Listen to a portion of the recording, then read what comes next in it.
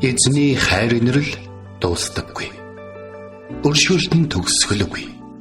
Өглөө бүр энэ нь цоо шиг. Таны итгэлт байдал юутай аваагаавэ. Хермоны шүүдэр өглөөний хөтөлбөр эхэлж байна.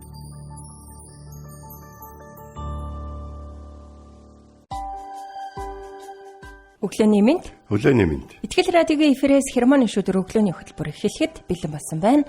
Эфирт пастор Сайна болон хөтлөгч бэлгэнээр ажиллаж байна. Сонсогч та сайхан амарсан уу? Танд өглөөний мэндийг хүргье. Тэгээд энэ өглөө Джон Максвеллийн хийсэн нэгэн үгээр эхлүүлэе гэж бодлоо. Ганцаараа бус олуула хөгчхөн хизээд зугаатай байдаг гэдэг би энэ үгийг ингээ олж харчаад үнэхээр их ингээ нэг баярлж илаа л та. Нэрэл би нөгөө ганцаараа ингээ хөгчүүд байх биш харин олуула хөгчгөн хизээд зугаатай байдгаа гэж Джон Максвелл хэлсэн байт юм байна. Тэгээд бид хамтдаа суралцаж хөгжиж эзэн дотор өсөж хамтдаа нөхөрлөж байна шүү дээ. Энэ цаг байгаагийн төлөө үнэхээр талархаж байна. Тэгэхээр нөгөө нэг дагалдагч бэлдэх гэдэг энэ үйл явц бол Христийн ингээ биднэрт тэгвэл их зүгээр эдэн штэ гэсэн тийм хүний нөөцийн бодлого биш. Дагалдагч гэдэг нь Бурхны талаар зөв мэдлэгтэй бүхэл амьдралынхаа өдрүүдэд энгийн цаг мөчүүдэд ч гэсэн түүний одоо байр суурин дээр үлдэж чаддаг Бурханд итгэдэг хүмүүсийг бэлдэх тухай ярьж байгаа штэ. Тэгэд хамтдаа бүгдээрээ дагалдагч бэлдэж, хамтдаа бүгдээрээ эзнийг хайгаад олж чаддаг, хамтдаа бүгдээрээ судлаад хамтдаа ойлгож чаддаг, тий. Хамтдаа бүгдээрээ залбираад Бурхны хүслийг мэдэрч чаддаг. Тийм болох нь маш чухал байхгүй. Миний хувьд бол Джон Максвеллийг бол за би Христэд итгэдэг зарим нэг хүнийг шүтдэг гэх юм бол баг Максвелл гойн тэр одоо манлайлын юу бол би бол үнэхээр хүлэмжшэрч мундаг юм аа гэж боддог шүү. Тэгээд сонсогчдаа яг одоо хаанаас сонсож байна вэ? Тэгээд бидний өмнөхтэй нэвтрүүлгүүд дээр заримдаа сонсогчд маань Бахнуураас сонсож гин, Эрдэнэтэй сонсож гин, Бахнаас сонсож гин те өмнө говоос хөвсөглөөс гээл те зарим бүр ингээд хилийн чандаас ингээд сонсож байна гэж ичдэг шүү дээ. Өнөөдөр сонсогчдаа яг хаанаас сонсож байна вэ? Улаанбаатар хотын аль цэгээс та нэвтрүүлгээ сонсоод ингээд бидэнтэй хамт өглөөг эхлүүлж байна. Та түүнийг асуулцаарай. Тэгээд газар бүрт бид нэр ингээд энэ тийм ингээд оршиж байгаа ч гэсэндээ хамтдаа эзэн дор ингээд цуглаж байгаа нь эзний нэр дор ингээд цуглаж байгаа нь юутай сайхан бай тээ. Тэгээд хамтдаа бас суралцаж өсөж байгаад үнэхээр их талархай. Бас нэг ийм боломжууд ингээд биднэрт үүссэн байгаа нь ямар гоё юм. Тийм боломж гэдэг үг бол маш чухал байхгүй тий. Үе таалга нээлттэй байгаа юм. Зарим газар бол ингээд хамтдаа цуглахч бас юм боломжгүй хаалттай газрууд мөн байдаг шүү дээ. Тэгэхэд бид нэр те өөртөөхөө байгаа газраас онлайнаар дамжуулаад ингээд эзний үгийг ингээд сонсохоор эзэнд алдар магтаалыг өргөхөөр те хамтдаа байгаа нь үнэхээр бидний хувьд талархах зүйл. Тэгээд энэ гайхалтай өдрийг бидэнд өгж байгаа эзний өмнө хамтдаа ирцгээе. Түүнд алдар магтаалыг өргөцгөөе.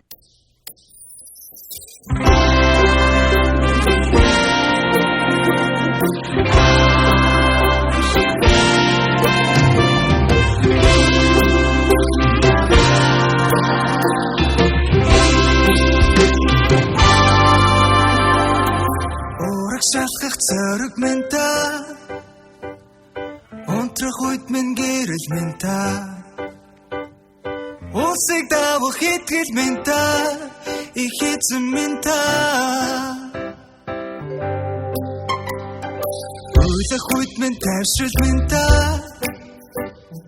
Унах үед минь төшиг минь та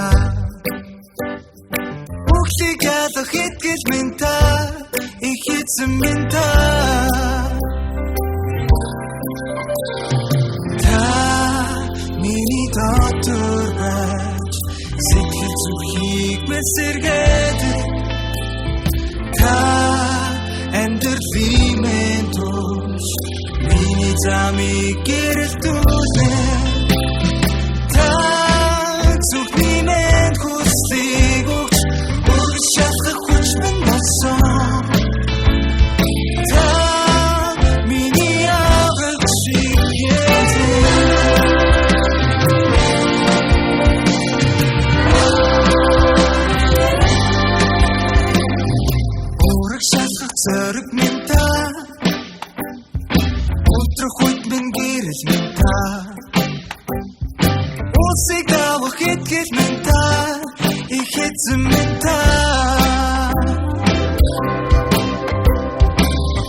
хүйд минь ташрж минь та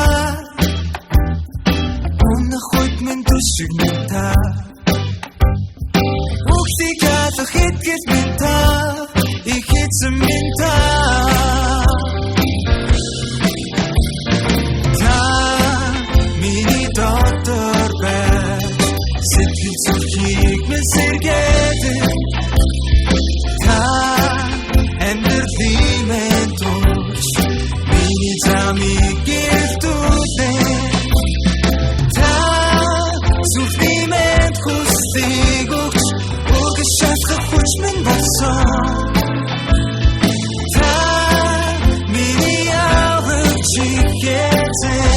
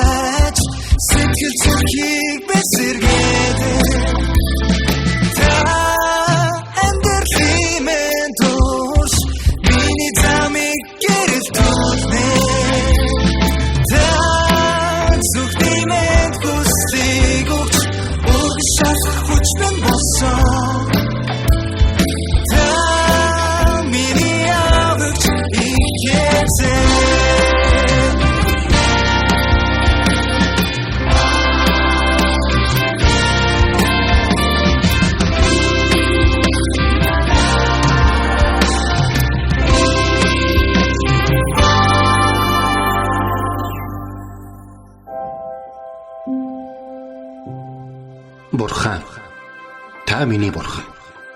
Би таныг эртлэн хайхвалаа. Усгүй хоорой ангамл газарт сэтгэл минь танаар сангаж, би махбат минь таныг хүсн тимүүлж байна. Дуурал 63-ийн 1.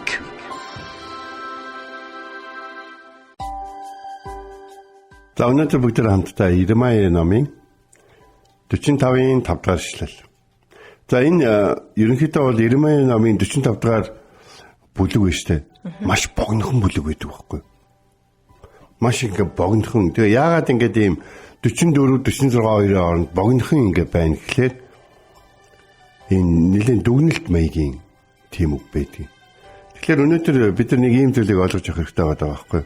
Бурхан биднэрт баах үг хэлээд идэг. Тэгж байгаа бурхан даг хэлгээд тасчдаг. Би ярих уу? Би ярьсаар ах уу? Чи миний үгэнд орох уу? Чи хийж эхлэх юм уу? Тэ? Чи одоо яах гэж байна? Чи хийж ирсэн. Яг ийм үгийн дараа дахиад үргэлжлүүлээд хийх үү? Тэ намайг чамтай хамт байна. Чамд хайртай гэдэг чи итгэх үү? Намайг чамтай хамт байна. Чиний бурхан гэдэг чи итгэх үү? Энэ бүхний дараа шин. Яг нэг ийм асуулгын их чухал ийм хэсэг байгаа учраас 45 дахь бүлэг тусдаа байдаг байна. 45-ийн 5. Харин чи өөртөө агуу зүйлсийг хайж байна уу? Бүх хай. Учир нь үзэгтэн би бүх мах бод дээр гайхамшиг авчрах гэж байна. Харин чиний явж болох бүх газарт амийг чинь чамд олж болгон өгнө гэж эзэн тунхаглаж байна гэсэн байна. За энэ их хоёр утга явж байгаа. Их аймаар утга. Бас их одоо юу гэдгийг хариуцлага одоо юу гэдгийг үнэнтэй бид нэрийг нүүр толуулахыг хүсэн. Аймаар нь болохоор би бүх мах бод дээр гайхамшиг авчрах гэж байна гэж. Бүх махбод гэж юу яриад байгаа юм гэхээр Израильчүүдийг болон Юда болон Израилийн хаанчлыг ярьж. Та нарын хаанч муу байсан гэж болно. Тэ?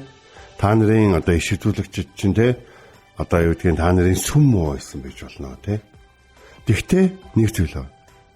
Тэднээс үл шалтгаалan яг л тэдний та нарт муу заасан үүстэй амьдарч чадаагүй тэр үгээр та нар өрөөгдөгч болох байсан. Бүх бичээсүүд хүнд адилхан өгөгдсөн байхгүй. Та бичээс танд байгаа бол, танд Библи танд байгаа бол танаар дамжуулаач бас эзэн эхэлж болно.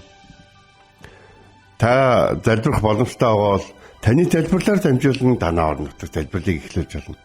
Та яагаад заавал хэн нэгэнд удирдагчийг хайдаг вэ гэж. Гэтэл Христ өөрөө чуулганы тэргүүн, Христ өөрөө бидний эцэг, Христ өөрөө бидний аврагч, торгаанч, зууч, Христ өөрөө хаасаагүй оршигч, Христ өөрөө бидний дотор нутаглагч биш гэж. Тэгэхээр тухайн үед бол Израильчууд ямар нөхцөл байдалд орсон бэ гэхээр тэд нар ингээд нөгөө Бабилончууд их хүчрхэг байгаа. Маш хүчрхэг болсон. Бабилончууд ер нь тэднийг ирж эзлэх нь бол ойлгомжтой. Бабилончуудын аян дайны замд бол ерөнхийдөө бол Израильчууд бол таарж байгаа. За тэгээд нэг зүйлийг бол бид нэр их олон удаа сонссон байх гэж байна. Та ч гэсэн олон удаа сонсч ирсэн байх шин. Яг бусад хүмүүс тийм тохиолдол юм аа надад тохиолдохгүй. Яг бусад хүмүүс татварчдаг байгаа бол надад бас арайч гэж чадахгүй байхаа гэдэг ч юм. Тэгтэл хариуцлага тооцож байгаа нэгэн хэрвээ зөв шудраг бол бусад хүмүүс тандсан шиг танд тэгж хандах шаардлага байгаа бол танд тэгж хандах л болно. Тэгэхээр өөрөө өөртөө агуу зүйлсийг хайж гэнэ үү? Тэгвэл агуу зүйлсийг өнөөдөр хурааж авах, агуу зүйлсийг өнөөдөр одоо амсах тэр үр жимс тэрийг түүнийг одоо та хизээ тарьсан юм бэ гэж. Та тэр агуу зүйлсийг оршилд бүтээж чаддаг тэр бурханд өнөөдөр хүртэл үнэхээр итгэж байсан юм уу гэж. Та тэр агуу зүйлийг хүртэх, аягандаа аяглуулж авах тийм эрх тань байгаа юм уу гэж. Би ийм өдөр ирнэ гэдгийг мэдчихсэн гэсэн талархах зүрх сэтгэл танд байгаа юм уу гэж. Би ийм өдөр ирнэ гэдэг тийм ч итгэлтэй байгаагүйдээ харамсаж байна гэдэг үгийг харин та өнөөдөр хэлэх гэж байна. Бид өнөөдөр яг энэ тухай бид ингэ ярьж байгаа. Тэгэхээр 45 дугаар бүлэг ингэдэг байхгүй. Иремаяс Нериягийн хүү Барухад хэлсэн үг. Юдагийн хаан Йошагийн хүү Икакемийн 4-р онд эдгээр үгсүүд Иремаягаас бичигдсэн. Баруха Баруха чи хэлэхдээ би золгүй ээ. Учир нь миний өвчин санал зовлон нэмэгдээ. Би Йосоор туйлдсан бөгөөд ямар ч амралт байхгүй юм гэж. Тэгэхээр яг энэ яг юу гэсэн үг вэ гэхээр миний амьдрал ерөөсөө өөдлөхөө байлаа. Ерөөсөө ингээд засралтгүй л ингээд нэг юм бурхны шийтгэл дотор нэг бурхны нэг ингээд намайг буруутгасан буруутгал дотор бурхны намайг мөрдөн мөшсөн юм өсвөл миний амьдралаас бүр ингээд энд эндээс хайгаал ингээд сэтгэл гаргаж ирээл хөвөөл яг ингээд байгаа юм шиг байгаад байна. Бурхан ер нь болчтгон баг та. Бурхан миний амьдралын муу мухай юм зүйлүүдийг ухаа болчтгон баг та гэж. Бурхан болохоор л ухаж байгаа байхгүй. Яг л тэр муу мухай чинь чамд хэрэггүй юм чинь. Өнөөдөр Израильчууд нэг нэгнийгээ хитрхи их өөгшүүлсэн. Хаадаа муу ахыг зөвшөөрсөн, иш үзүүлэгчтэй буруу амьдралтай ахыг зөвшөөрсөн, сүмээ бодорлагчхыг зөвшөөрсөн.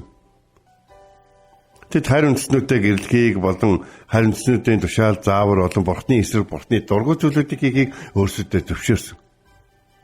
Тэгээд бурхан маш их олон сануулгуудыг тэдэрт хэлсэн. Хэрвээ та нар ингэх юм бол та нарыг эзлэхээр харин үндэснүүд ирэх болно, ингэх болно, тэгэх болно. Гэтэл тэд нар тэр зүйлүүд болно гэдгийг мэдсээрсэн ч гэсэн үргэлжлүүлсээр байсан. Гэтэл бурхны нөгөө нэг хэрвээ та нар миний үгийг сахиж баруун тийш зүүн тийш байхгүй байх юм бол хөгжин дэвжих болон цэцэглэх болон эвээгдэх болон өрөөгдөх болон үр хөвчин далайн элсний ширхэг шиг олон болгоод нэгсэн энэхүү амлалтуудтай хүрээл явж байгаа бурхан. Хэрвээ бид нар энэ амлалтуудыг тоохгүй ингээд байгаад их юм бол хэрв та нар миний үгнээс зөрж ингэх юм бол харин одоо бурхад руу явах юм бол эсвэл одоо миний хуулиудыг дэрсэлэх юм бол та нар ингэх болно, тэх болон та нар завхаарах юм бол ингэх болно гэдэг ч юм. Тэр зүйлүүд нь яг л амьдралд нь орж иж байгаа. Миний хувьд нэг энэ түүхүүдийг бэлдэж явах үед нэг юм санаанд басна. Донторголд байх үед нэг багштай загнуулахгүй бид нар. Та нар багштай загнуулжсэн санаж байгаа хэ. За ингээд бүгдөө л загнуулж ирсэн. Ерөнхийдөө бол гэрийн даалгавраас болоод бол загнуулж ирсэн. За тэгжэл нэг ийм үзэгдэл болж ирсэн. За тэр нь юу гэхээр манай ангийн нэлээд сорлох сайтай охиныг чи ийм юм хийчихэд хэд авна гэж бодсон юм бэ гэж загнаж ирсэн. Чи өөртөө дүнтэй болох юм бол хэд тавих юм гэж. Тэгээ энэ би чамд хэд тавих юм гэж багш асуугаад байна. Тэгээд тэр хамгийн мундаг сурагчтайгаа багшийн харилцаж байгаа тэр харилцааг сонссон чинь нөгөө над чиг нөгөө алтан томдорч нөхдөдөө за энэ бүр ингэж хийчээд ингэж загнуулж байгаа бол би яандаа гэж бодод тагсаж байснаа ихсэн санджий гэж. Тэр охин баг хагас нүүр дэвтрийн хагас нүүрийн биччихээ тэг загнуулж ирсэн. Миний дэвтэртээ 4 өгүүлбэр байлуу, 5 өгүүлбэр байлуу. Нэг тиймэрхүү яг санагч нэг юм тод юм санагддаг. Чи өөртөө агуу зүйл сайгаад байгаа юм. Битгий үзэгтэн. Би бүх мах бодууд дээр гайхамшиг авчрах гэж байна. Юу тарснаа л хурааж байгаа. Миний өршөөл гэж байгаа л да. Бүх израилчуудыг би Вавилончуудад, Ассирчуудад янз бүрийн хүмүүс тушаасан ч гэсэн надад итгэдэг хүмүүс үргэлж үлддэг. Үлдгэсэд үргэлж байдаг. Бас бүх хүмүүс гажуудан явсан ч гэсэн хідээч гажуудадгүй намайг дагсаар байдаг, намайг хүлээсээр байдаг, надад итгэсээр байдаг хүмүүс бас байдаг. Би өдөр болгон чиний явж болох бүх газарт амийг чинь чамд олж болгон өгдөг байсан шүү дээ. Чи өдөр болгон хаана явж байгаа газар болгондоо өөрийнхөө амийг олж авах боломж чамд байдаг байсан. Чи өөрийнхөө ивэлийг олж авах боломж байдаг байсан. Чи хожим урах сайн үрийг тарих боломж байдаг байсан. Бүх хүмүүс өнөөдөр ингэж байгаа. Бүх хүмүүс өнөөдөр ингэж байгаа юм чинь би тэгээд ингэхгүйгээд яах юм гэж чи ярих эсвэл байхгүй. Яагаад гэвэл бүх цаг үед би байгаа. Бас би амлалтандаа хүрдэг. Миний амлалтаар чамд хамаатай хэвээрэл байгаа. Босод хүмүүст хамаагүй боллоо гэд чамд хамаагүй болсон гэсэн утгатай биш. Би хүмүүстэй ховчлон харьцдаг. Би та 10 хэлсэн тэгсэн чинь 7 ч намайг дагахаа байж харин болчлоо гэдэг тийм нэг юм биш. Би 10-ын чинь тус олгонд нь бурхан байж өгнө. Би 10-ын чинь амлсан амлалтандаа хүрэх болно. Хэрэг хүлээж авахыг хүсэхгүй байл. Энэ боломж. Израилийн хаадууд бүгдөө ямар нэгэн хэмжээгээр бурхныг ирж хайж ирсэн. Тэдний бүр нэг хідээж бурхныг хайдгүй хүмүүс байсан гэж бас хамаагүй бодож болохгүй шүү. Гэхдээ бурхны эрен хаах арга үндэ нэг л байдаг гэсэн. Бичээсүүдийг нь унш. Бичээсүүдийг нь унш гэж. Тэгээд бас түүний илгээсэн иш үзүүлэгчдийн үгийг одоо сонсох гэж. Зарим хаадууд энэ хоёрыг хоёулангийн хийгээгүй байж Авраам, Давид, Соломон, Хизкий зэрэг агуу ивээгдсэн тэр удирдагчдын адил юр бусын иш үзүүлгүүд болон гайхамшгууд бурхны хамгаалалт, ялал амжилтуудын донд, хөгжин цэцэрлэгтийн донд амьдрахыг бол хүсдэг гэсэн. Гэхдээ тэд андуурсан. Бурхан үнэндээ шудраг. Хэрвээ бид санаж байгаад Микая номын 6-гийн 8 дээр хэлж байгаа шүү дээ. Хүнээ тэр чамд айлтсан шүү дээ. Зүвийгүүл энергийг хайр өөрийн бурхантайгаа даруугаар алах гэхээс өөр чамаас яг юу шаардсан.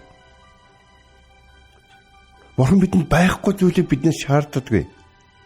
Бурхан Соломоныг ивэхийн тулд 1000 тэр дахлыг нь хараад Соломоныг ивээсэн гэж бодож байна уу? Тэр Соломоны зориултайсан. Харин Соломоны бурхны хайрлах харин тэр дахлаас өмнө байсан гэдгийг бид мартаж болохгүй. Юун сайн болохыг хүмүүс тэр чамд айлтсан. Зөвийгүүл энергийг хайр өөрийн бурхантай хамт даруугаар алах гэхээс өөр тэр юуг чамаас шаарддаг юм бэ?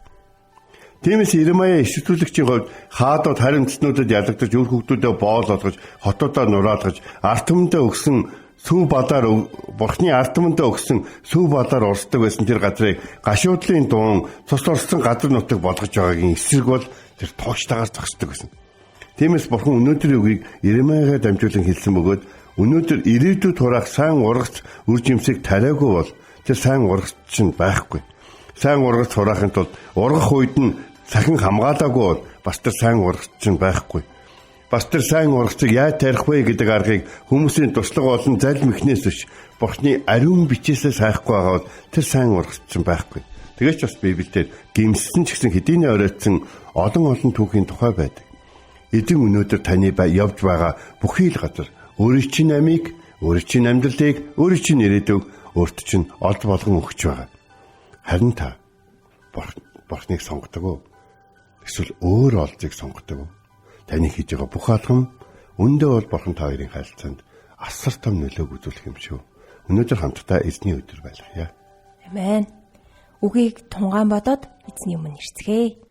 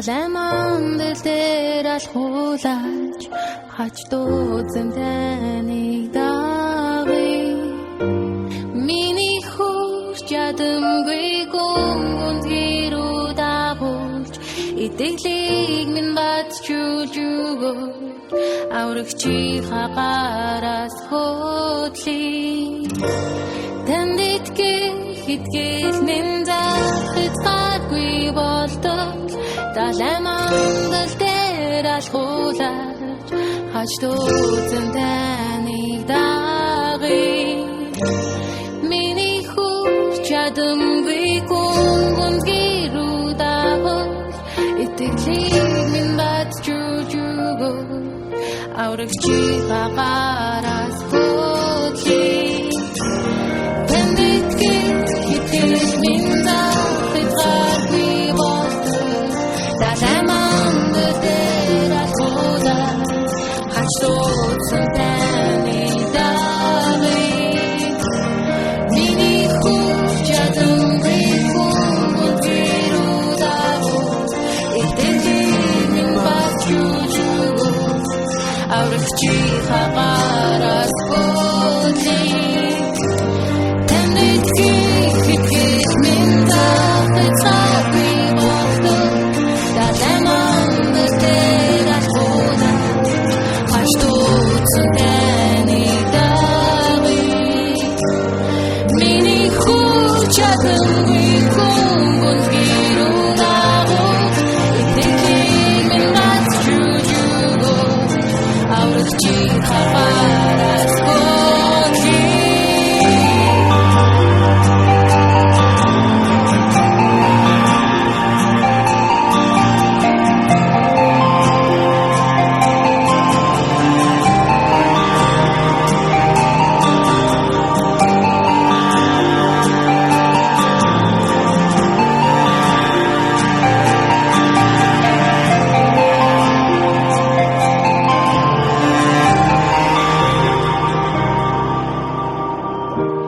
Хүлээлт хойд би таныг дагъя Хүчил талгай биш таныг дагъя Салхи ширүүсэн сэтгэл минь таны твэрч таваа би үрж таны та миний Өнөөдөр бид нэр үгийн цагаараа Иремья номын 45 дахь бүлгийн 5 дахь бүлгээс суралцлаа. Харин чи өөртөө агуу зүйлсийг хайж байна уу? Бүү хай. Учир нь үзэх дүн би бүх махбод дээр гайхамшиг авчрах гэж байна. Харин чиний явж болох бүх газарт би амийг чинь чамд олзуулхан өгнө гэж эзэн тунхаглаж байна гэдэг ишлэлээс өнөөдөр бид нэр суралцлаа. Бурхан Барахуд өөртөө агуу зүйлсийг агуу зорилгыг битгий тавь гэж хэлсэн. Яагаад гэвэл улс үндэстнийхэн дээр хүнд хэцүү цөвүүн цаг ирэх гэж байна гэдгийг Бурхан хэлсэн. Барахуг хүнд хэцүү цагуудыг туулах болно гэдгийг Бурхан урдаас түүнд ингэж хэлж байна шүү дээ. Гэхдээ тэр бүх хүнд цаг хэцүү үеүүдийг тэр Бурхантай хамт туулан гарах болно гэдгийг мөн хийсэн. Тэгэд яг энэ асуулт өнөөдөр танд мөн тавигдаж байна. Бурхан танаас асууж байна. Чи өөртөө агуу зүйлсийг хайж байна уу? Бүү хай. Агуу хүн болохыг ш харин Бурхан таны амьдралд агуу зүйлс хийхийг харин хараарай. Яг Та Бурханыг ш түүний өгөх зүйлийг л хүсэж байна уу? Бурханаас юг хүсэж байгаагаа, яагаад хүсэж байгаагаа та бодож тунгааж үзээрэй. Тэгэхээр бид нэр өөрсдөө агуу болох харин Бурхан биднээс ямар агуу вэ те? Бидний амьдралд ямар агуу зүйлс хийдэг вэ гэдгийг олж харах хоёр ялгаатай шүү гэдгийг өнөөдөр бид нэр үгийн цагаараа суралцлаа. Тэгээд энэ цагт эзний өмнө нэрж хамтдаа залбирах цагийг гаргацгаая. Орчлын төвхтөөс агуу эзэм. Агуу гайхамшигт, сэргэлт, бүтээн байгуулалт, хөгжил сэтгэлээр дүүрэн он жилүүдэд таврын арт түмнийг хайрлж, хүчрхэгжүүлж, тэднийг алдаршуулж, тэднэр дамжуулан бахархаж үндэстнүүдийн дунд Бурхантай арт түмэн хэрхэн амьдрдгийг тэдэнд гэрчлэн харуулдаг байсан. Бас мөн хүнд хэцүү цаг үеүүдэд ялангуяа энэ бараахын цаг үе шиг ийм цаг үе ирэх үед та өөрийн итгэмжтэй, өөрийн хайраар дүүрэн, өөрийн үйлчлэлээр дүүрэн хүмүүсээр дамжуулан арт түмнээ хүчрхэгжүүл, тэднийг урамшуулж, тэднийг итгэл найдвараа алдахгүй байхад нь бүтлэн дагуулдаг байсан. Өнөөдөр хэрвээ Монголд Давидын үеийн агуу үеинч бай, Иремаягийн үеийн хүндэгцэн үеинч ямар ч үе байсан гэсэн та байсаар байгаа учраас таныг дагсаар байхад та туслаач. Тэгэд эзэмнээ бид өнөөдөр агуу үед төрөөгөө гэж бодохын оронд харин тэр агуу үеийг эхлүүлэх тэр итгэлийн хүмүүс нь байхыг хүсэж байна. Итгэл найдвар алдахгүй байхад туслаач хэмээн энэ өглөө таныг өрн Есүс Христийн нэрээр залбирan гуйлаа. Амен. Энд хүрээд хермоны шүдэр өглөөний хөтөлбөр өндөрлөж байна. Бидэнтэй хамт байсан сонсогч танд баярлалаа. Маргааш эргээд энэ цагтаа уулзцгаая. Эзэн таныг харж хандах болтугай. Эзэн зүрхийг чинь Бурхны хайр ба Христийн төвчөрт чиглүүлэх болтугай. Хермоны шүдэр өглөөний хөтөлбөр танд хүрэлээ.